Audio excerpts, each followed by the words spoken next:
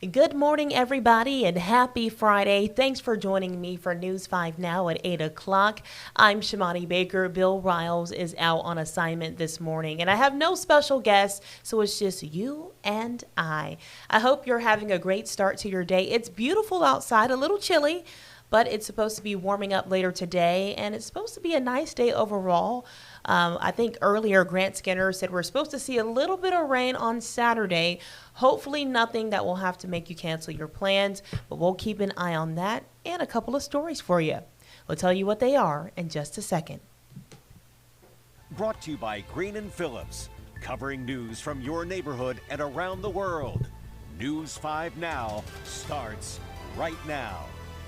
Well, if you've joined us before, you know the drill. We always start off with our big stories this morning, starting us off with number 5. A pretty bizarre story here. A Florida man is facing charges after allegedly swallowing nearly $800,000 worth of Tiffany jewelry. Officials say Jathan Gilder went into the Tiffany store at a mall in Orlando, Florida, grabbed some jewelry, and ran out of the store. Police say he swallowed the jewelry before being arrested during a traffic stop. Now, my question is, how are they going to get that jewelry out of his system? And why are we swallowing? Why are we swallowing jewelry? Number 4 this morning, a bill to ban Glock switches has passed a hurdle in the Alabama legislature. Glock switches turn semi-automatic weapons into automatic weapons. Governor Kay Ivey says the Senate bill has bipartisan support from both chambers after a House committee passed the measure. The devices are already banned federally and in 23 states. Number 3. Also moving ahead in the legislature, the so-called Back the Blue bill. It would bar any lawsuit against a police officer for on-duty conduct unless that conduct is deemed reckless. The measure would also automatically justify an officer's use of force unless it violates a law or right, and it would freeze current prosecutions of officers to give them more time to prove that they acted lawfully. Number 2. The Senior Bowl announced another star-studded Hall of Fame on Thursday. Former Super Bowl winning head coach John Gruden, former Georgia Bulldog and 8-time Pro Bowl defensive tackle Geno Atkins, former Super Bowl champion and first-team All-Pro cornerback Richard Sherman, current Miami Dolphins offensive tackle Terrion Armstead, and 7-time Pro Bowl center Alex Mack. Congratulations to them. That is awesome. It's another Senior Bowl Hall of Fame class. And number 1 for us this morning, it's something a lot of families are thinking about right now. What are we going to do with all of these Mardi Gras beads? Well, you have a few options. If you don't want to keep them, Gulf State Park is collecting beads. They are finding a new purpose for all of these unwanted Mardi Gras throws.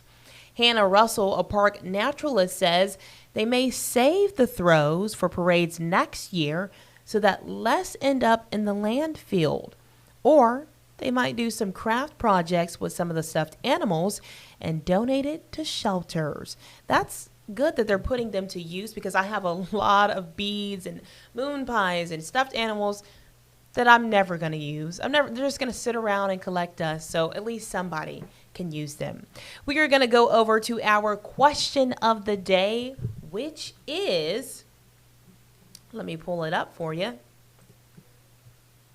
Here it is. Casey Anthony has joined TikTok. Can she ever be redeemed? I actually saw her TikTok post the other day, and a lot of people were not happy about it. So we want to know what you think. Can she be redeemed? Are you opening up to her, or are you thinking, why are you on social media? We don't want to hear what you have to say. What are your thoughts? People are saying, we the people will never forgive her. R.I.P. Kaylee. You should never be redeemed for doing that to your child. Okay. The only thing that people can actually agree on, abso-freaking-lutely not. Okay. All right. Janie says she should be in prison forever. Absolutely not. Most people don't know who she is. John says, we old folks are unlikely to ever forget a few names, hers included. A lot of people are saying no. They don't believe she can be redeemed. Thomas says it's God's place to pass judgment. She just should have been sent there instead of back free. How's that even possible? Okay.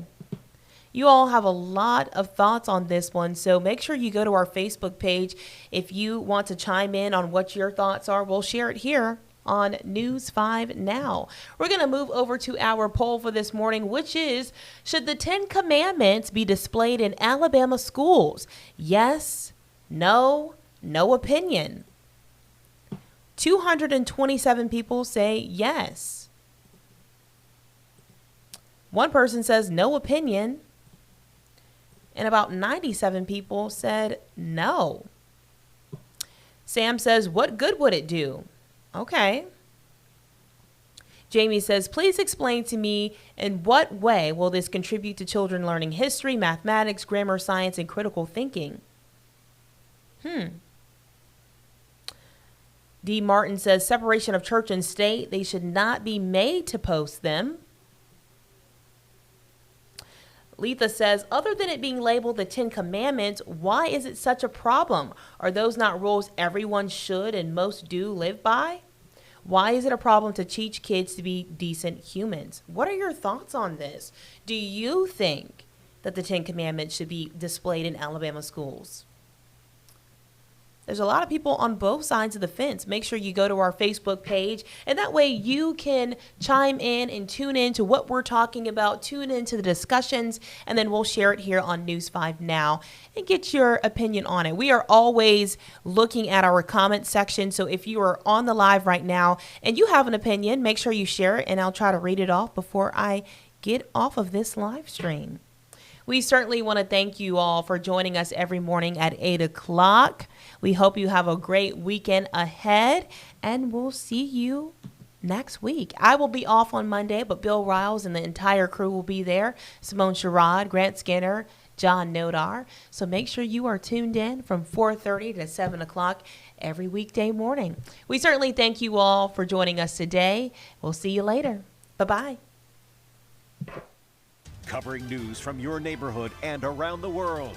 You are watching News 5 Now, brought to you by Green & Phillips.